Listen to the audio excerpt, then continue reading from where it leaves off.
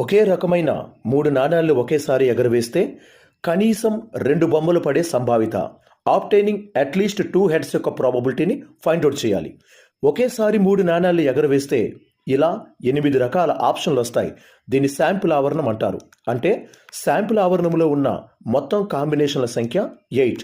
అయితే ఈవెంట్ ఘటన ఎలా ఉంది అని చూస్తే కనీసం 2 బొమ్మలు పడాలి.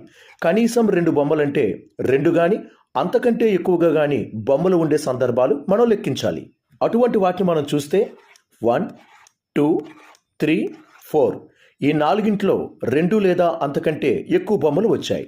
కాబట్టి ఘటనలో ఉండే మూలకాల సంఖ్య 4 అవుతుంది.